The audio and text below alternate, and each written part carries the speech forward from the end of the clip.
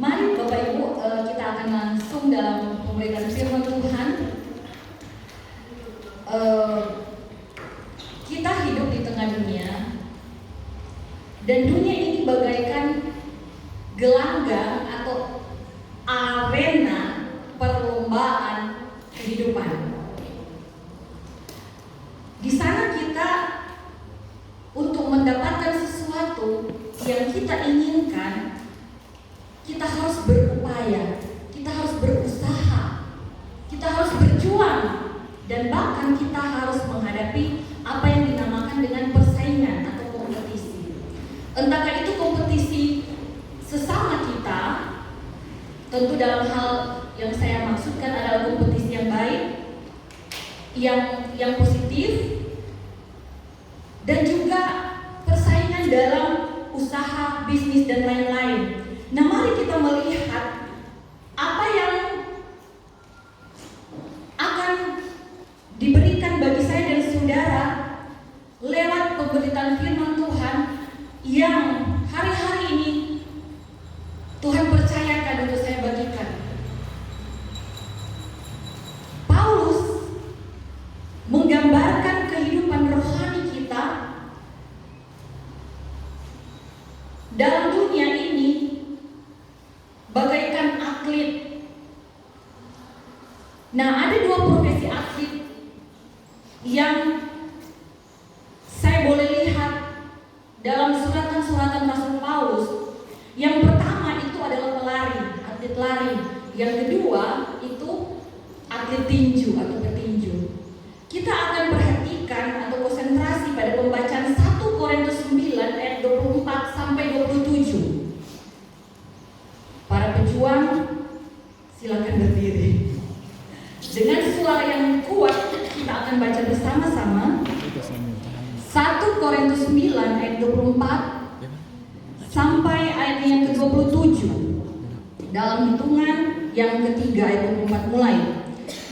Tidak tahukah kamu bahwa dalam gelanggang pertandingan semua peserta turut berlari, tetapi bahwa hanya satu orang saja yang mendapat hadiah? Karena itu larilah begitu rupa sehingga kamu memperoleh hadiah itu. Ayat 25. Tiap-tiap orang yang turut mengambil bagian dalam pertandingan menguasai dirinya dalam segala hal. Mereka berbuat demikian untuk memperoleh suatu mahkota yang fana, tetapi kita untuk memperoleh suatu mahkota yang abadi. Ayat 26. Sebab itu aku tidak berlari tanpa tujuan, dan aku bukan petinju yang sembarangan saja memukul. Ayat 27. Tetapi aku melatih tubuhku dan menguasainya seluruhnya, supaya sesudah memberitakan Injil kepada orang lain, jangan aku sendiri ditolak. Puji Tuhan, silakan duduk kembali. Jadi dalam surat Rasul Paulus ini, Bapak Ibu, untuk mendapat hadiah kita harus berusaha sedemikian rupa, lari begitu rupa atau sekuat tenaga, bersungguh-sungguh. Tetapi juga kita harus melatih tubuh dan menguasainya seluruhnya. Tadi kalau lari kita mengandalkan kekuatan kaki. Disinggung petinju, kita menguasai atau melatih yang namanya itu kekuatan tangan. Perlu latihan sama-sama untuk menjadi seorang pelari yang baik, yang profesional, dan seorang petinju yang baik dan yang profesional.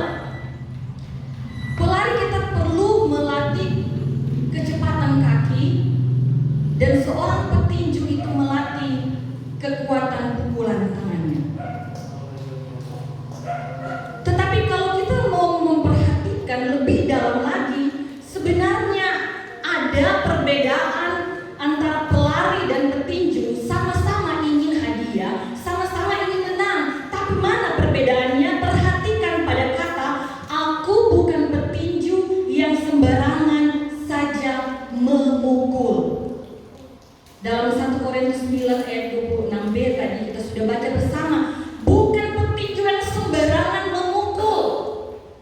Dalam latihan tinju, seorang petinju itu dilatih untuk memukul dengan kekuatan yang penuh, sehingga dia harus mengalahkan atau merobohkan lawan. Itu bagian dari olahraga tinju.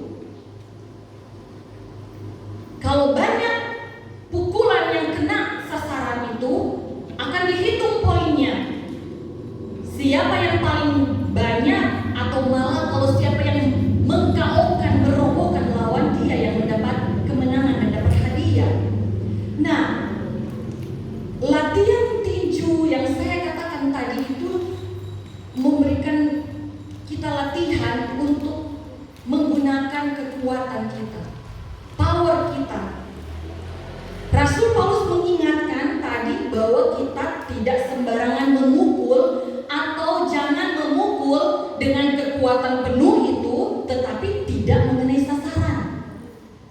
Kenapa? Karena kalau kita salah sasaran, kita tidak kena kepada lawan kita, yang terjadi adalah menguras tenaga kita. Apalagi dengan sepenuh tenaga kita memukul angin, sia-sia yang kita kerjakan.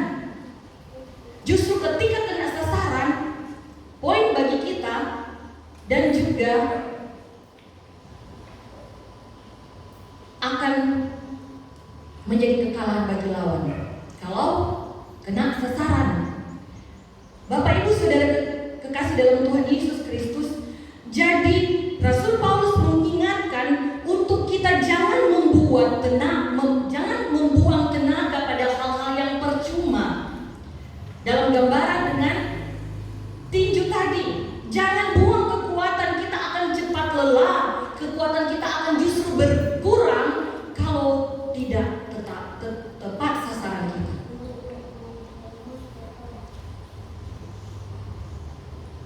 Tetapi ternyata lebih dalam lagi, kita akan sama-sama melihat Rasul Paulus juga ingin kita melatih tubuh.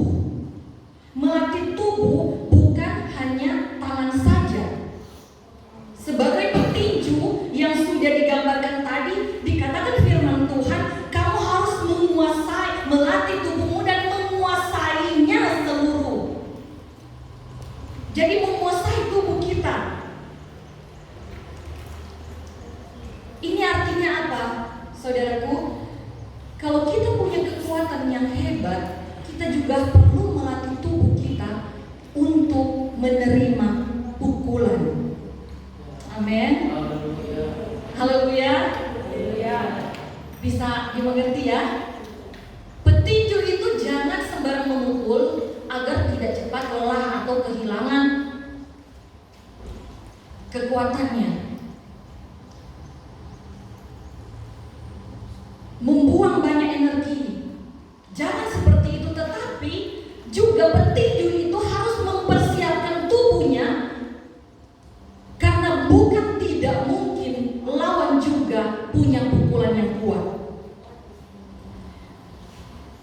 Jadi kalau dia hanya hebat dalam memukul, tetapi kalau dia tidak tahan dipukul, itu sama saja dia mengalami kalah.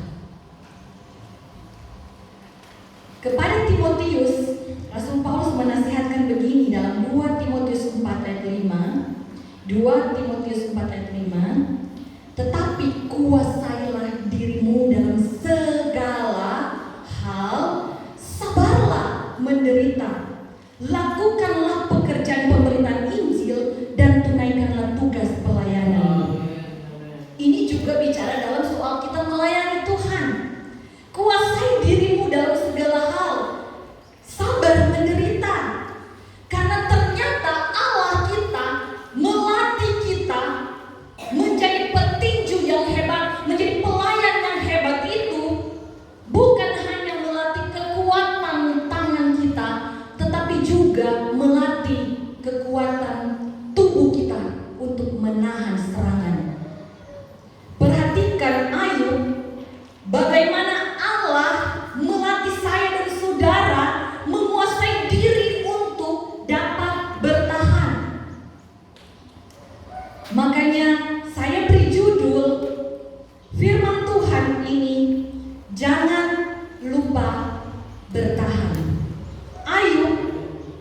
sebagai contoh yang akan kita pelajari bersama dalam ayat 16 ayat 12, aku hidup dengan tenteram, aku hidup baik-baik saja, aku hidup sejahtera.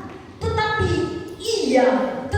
Tuhan, perhatikan huruf besar, Tuhan menggelisahkan aku. Aku ditangkapnya pada tengkukku, lalu apa saudara, dibantingnya, dan aku ditegakkannya menjadi sasarannya. Perhatikan ayat selanjutnya ayat 13, aku dihujani anak panah, ginjalku ditembusnya dengan tak kenal belas kasihan, empeduku ditumpahkannya ke tanah. Berkali-kali kalau kita perhatikan ayat 14 dalam terjemahan lain, firman Allah yang hidup diterjemahkan begini, berkali-kali ia menyerang aku, tidak hanya sekali. Ayub dijatuhkan, Ayub dirobohkan, Ayub dibanting oleh Tuhan. Berkali-kali ia menyerang aku, mengejar aku seperti raksasa yang ingin menelan aku. Siapa yang dimaksudkan oleh Ayub? Tuhan.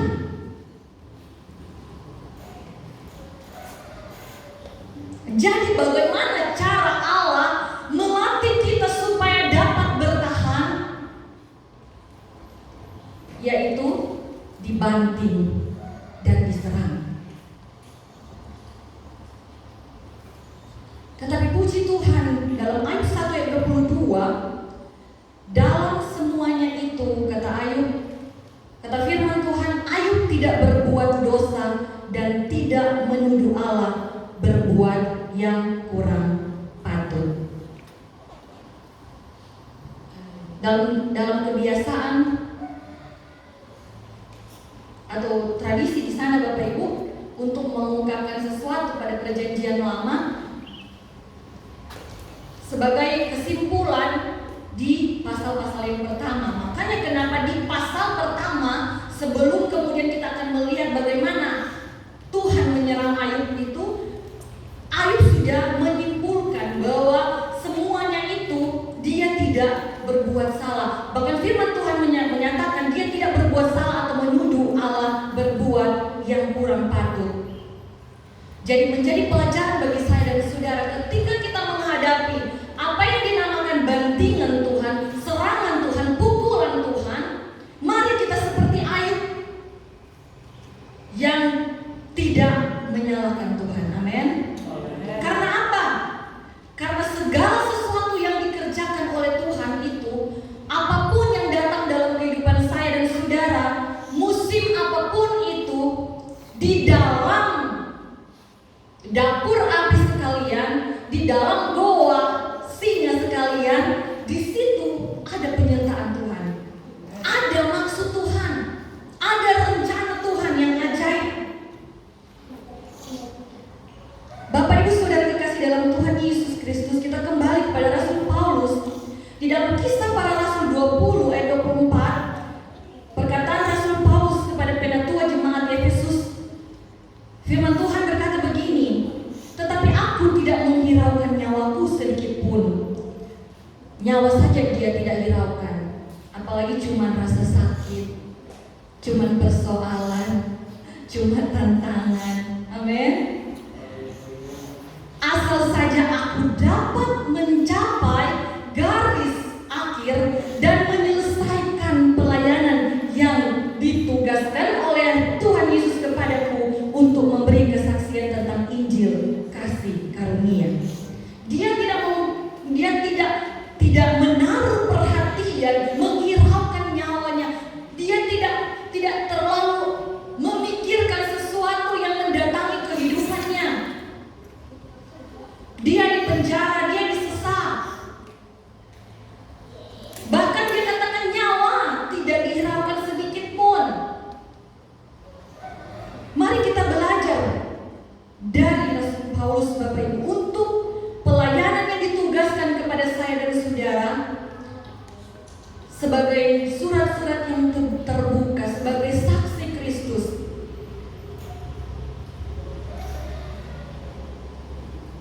Kita harus dapat bertahan. Amin. Haleluya. Kepada Timotius, nasihat Rasul Paulus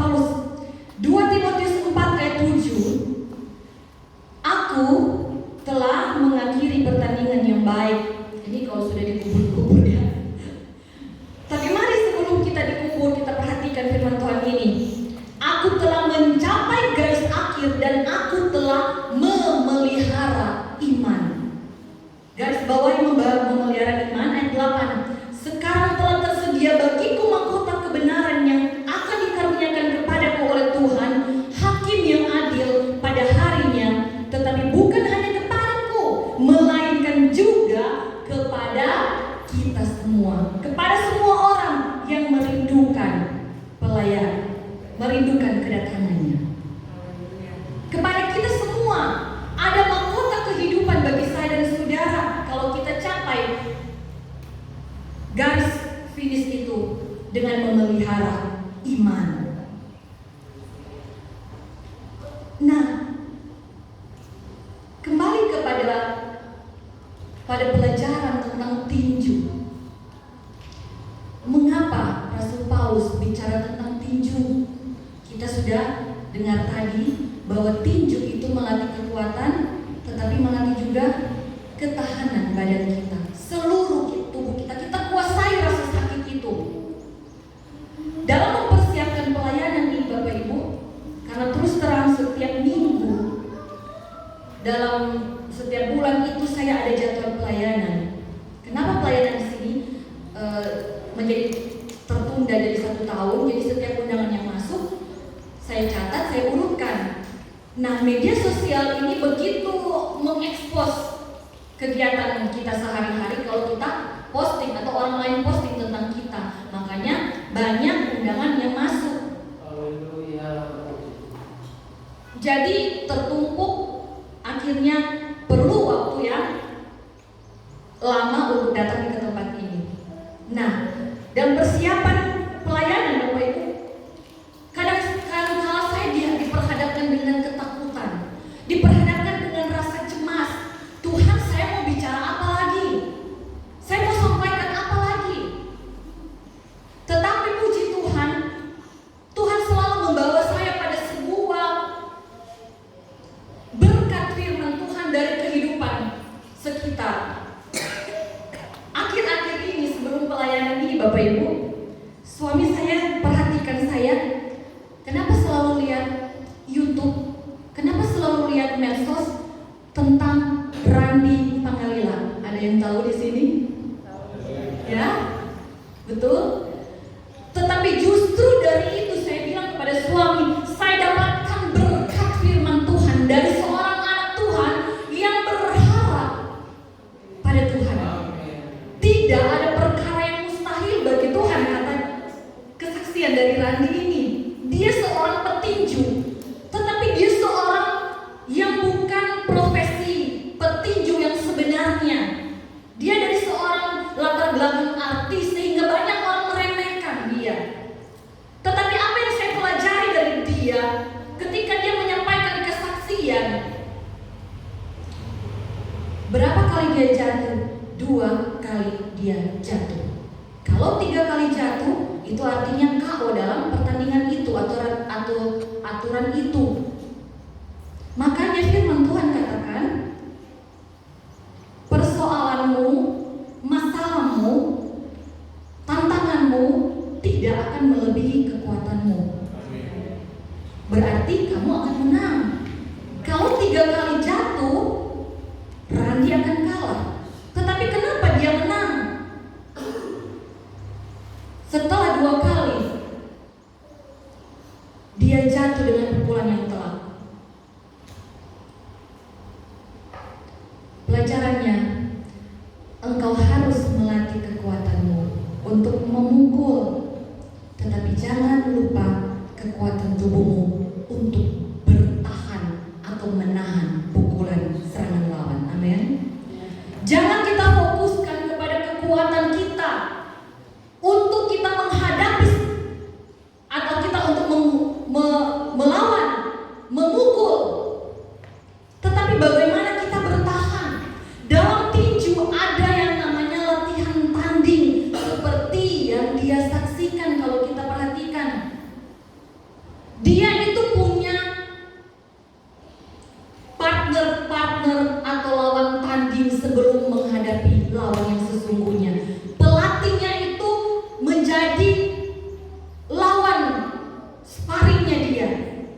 dari sisi latihan ini. Mereka tidak segan-segan, mereka tidak kasihan memukul Randy. Seperti apa yang dilakukan oleh Allah kepada Ayub. Dia banting, dia serang terus.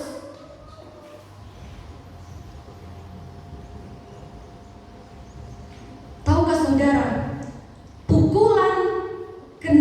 pengalaman pukulan yang mengenai tubuh kita itu akan membuat kita terbiasa menahan sakit.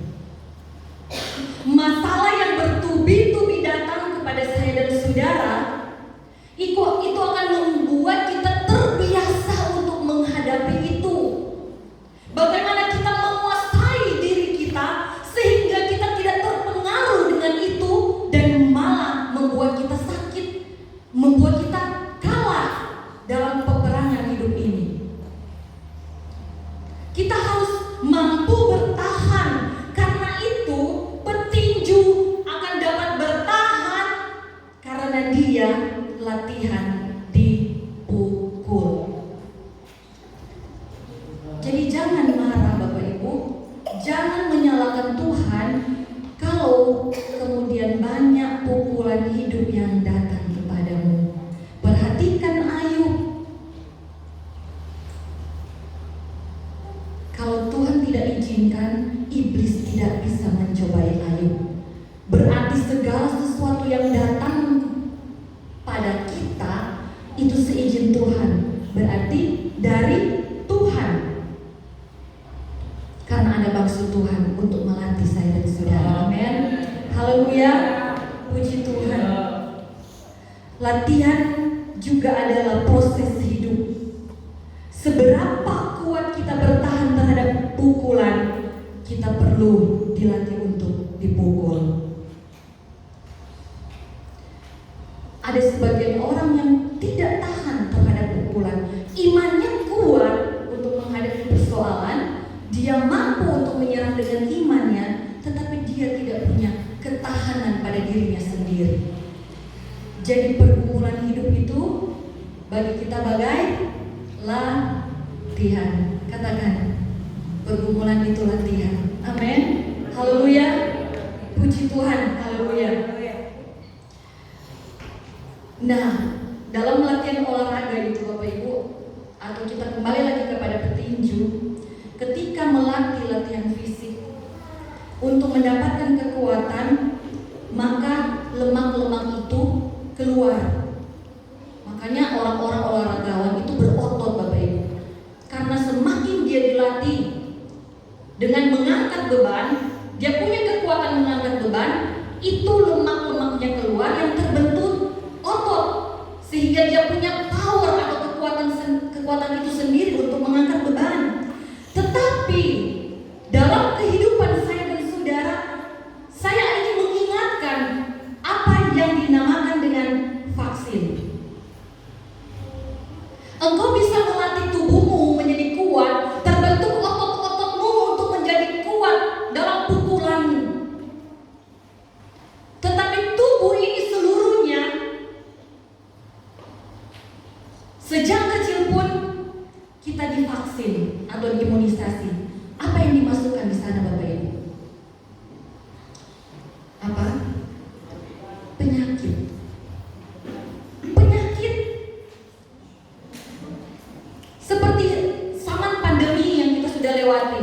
Dikasih vaksin pertama, tambah lagi vaksin kedua, tambah lagi lebih berat lagi yang kita terima dalam tubuh kita. Supaya apa? Supaya kita bisa membentuk apa yang dinamakan kekebalan tubuh. Itu yang saya maksudkan.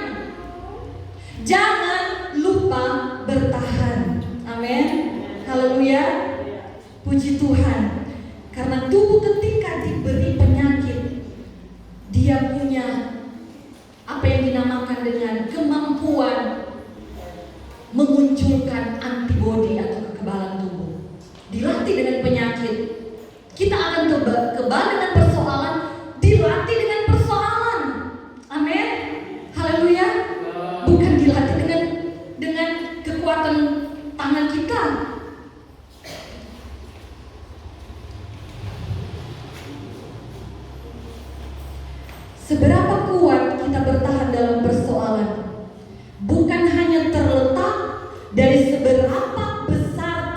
kekuatan iman kita, tetapi juga terletak pada seberapa kuat kita mempertahankan, atau kata Paulus tadi, seberapa kuat kita memelihara iman dalam ujian-ujian kehidupan ini.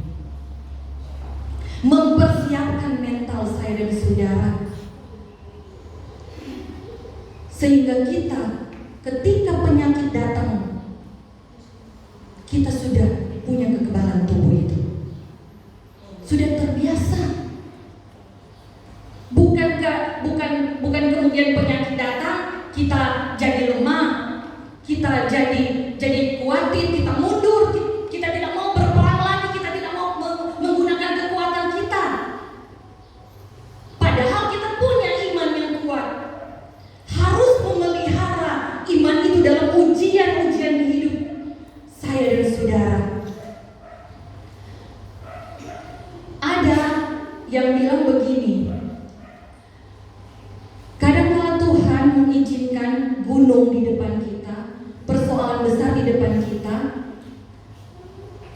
tetapi Tuhan tidak memindahkan gunung itu atau menghilangkan gunung itu, tetapi Tuhan memberikan kekuatan kepada saya dan saudara untuk menghadapi atau memanjat gunung itu benar. Tetapi kita juga harus mempersiapkan diri, memelihara daya tahan kita itu terhadap apa?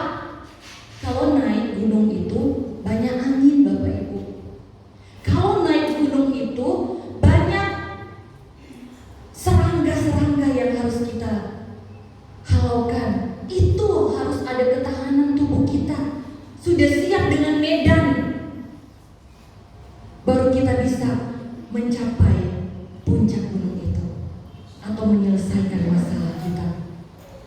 Kita harus kuat naik gunung, tetapi kita harus kuat juga menghadapi badai.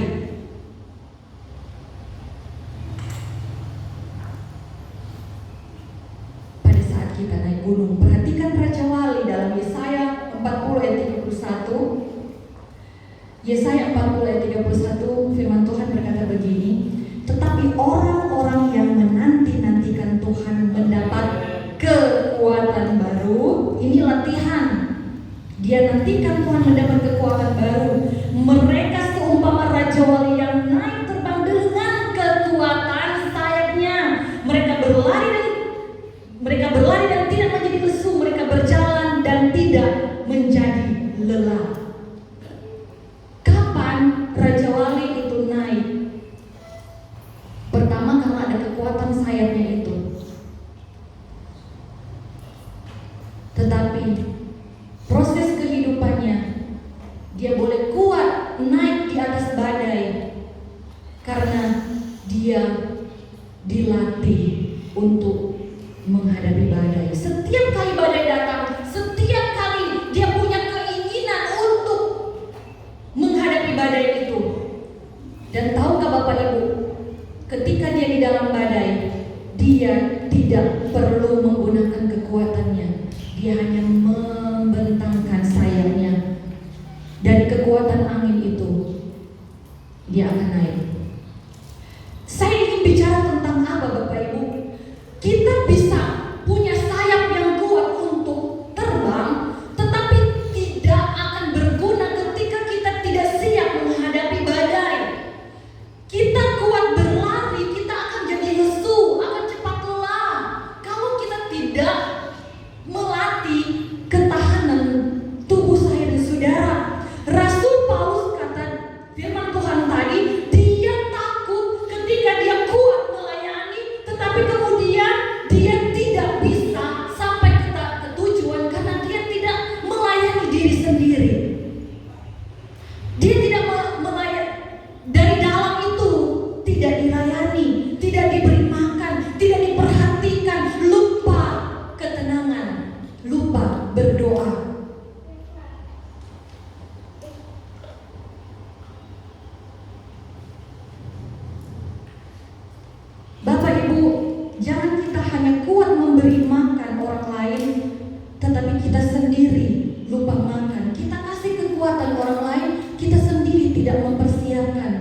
kekuatan kita menahan masalah.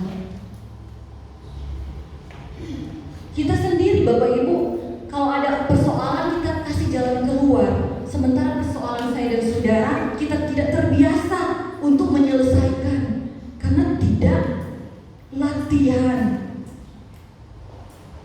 Makanya perlu latihan, hamba Tuhan itu perlu latihan Bapak Ibu. Perlu ada persoalan supaya dia secara pribadi kuat dan bisa menguatkan orang lain. Kekuatannya itu bisa dipakai untuk orang lain.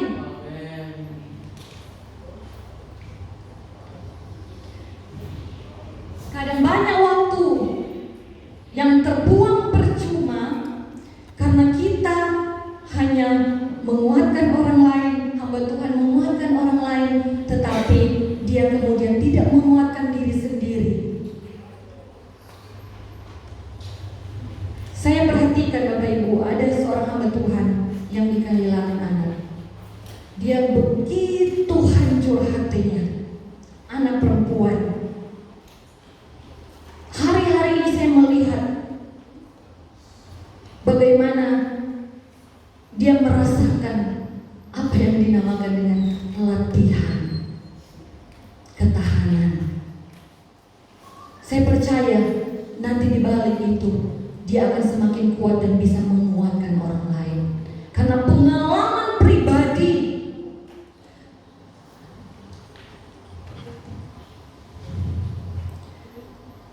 dalam kehidupan saya dan saudara Bapak Ibu, seringkali kita meminta Tuhan menguatkan tangan kita untuk memukul lawan, memukul musuh, mengalahkan iblis. Tetapi mari kita juga minta kekuatan kepada Tuhan untuk Tuhan melatih kekebalan kita menerima serangan. Itu dalam artian apa? Kita minta Tuhan, mari Engkau ajari aku dengan pukulan-pukulan-Mu, supaya saya bukan menjadi orang Kristen yang gampangan, orang Kristen yang tidak mudah. Kita minta untuk kita menjadi orang Kristen yang kokoh berdiri, tidak mudah jatuh. Lewat apa Bapak Ibu?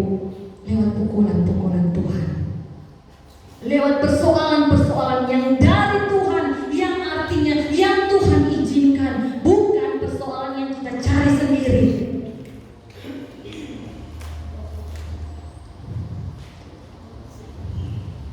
Latihan dipukul juga supaya kita peka agar kita menyerang balik. Saat mana kita menyerang balik, kita ada kepekaan dengan semua latihan-latihan yang Tuhan berikan bagi saya dan saudara. Dengan latihan itu kita punya kepekaan. Apabila persoalan ini, apa yang saya harus lakukan? Apabila menghadapi tantangan ini, apa yang harus saya kerjakan? Itu karena latihan. Bagaimana kita mendapat pukulan? Latihan ketika kita diserang. Banyak kali kita mendengar ada kesaksian yang bilang bahwa ketika di padang gurun, ternyata dia melihat ada kalanya 2 pasang telapak kaki, tetapi ada kalanya telapak kaki hanya 1 saja, hanya 1 pasang. Sebaliknya Bapak Ibu, ketika hanya 1 saja telapak kaki, dia mengartikan bahwa itu apa? Bahwa itu dia digendong oleh Tuhan. Tetapi mari kita kemudian mengartikan dalam pengertian yang berbeda. Engkau berjalan sendiri ketika itu, supaya engkau bisa terlatih dalam langkah-langkah menjadi dewasa Bapak Ibu, menjadi tahan pukul.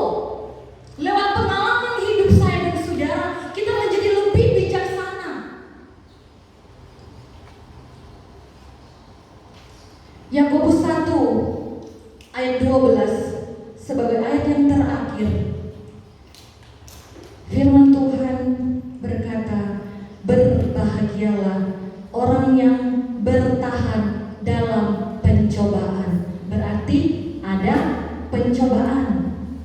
tapi dia mampu bertahan. Sebab apabila ia sudah tahan uji, ia akan menerima mahkota kehidupan yang dijanjikan Allah kepada barang siapa yang mengasihi kita. Mengasihi dia. Jadi Bapak Ibu Saudaraku, iman kita bisa mengalahkan iblis itu. Tetapi kita harus punya ketahanan juga untuk mengalahkan diri sendiri, menahan rasa sakit kita, menahan guncangan ini supaya kita tetap berdiri teguh pada iman percaya kita. Jangan mudah digoyahkan. Dan ketika kita bisa bertahan dalam pencobaan, kita tahan uji, kita tidak lupa bertahan itu yang akan membawa kita untuk menerima mahkota kehidupan. Amen. Karena kita bertahan sampai garis finish. Amin. Haleluya. Puji Tuhan. Haleluya. Jangan lupa bertahan. Kita melawan iblis, kita ada iman, tetapi kita harus kuat melawan diri sendiri. Kita harus kuat melawan kesakitan kita. Kita harus kuat melawan penderitaan kita. Kita harus kuat melawan kekhawatiran kita. Kita harus kuat melawan ketakutan kita. Puji Tuhan. Saya undang tim musik untuk datang di sini. Saya rindu kembali kita akan lakukan kor sebelum pemberitaan firman Tuhan.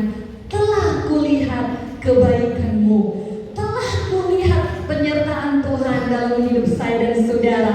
Karena di tengah juga tantangan hidup, Tuhan ada di sana. Di tengah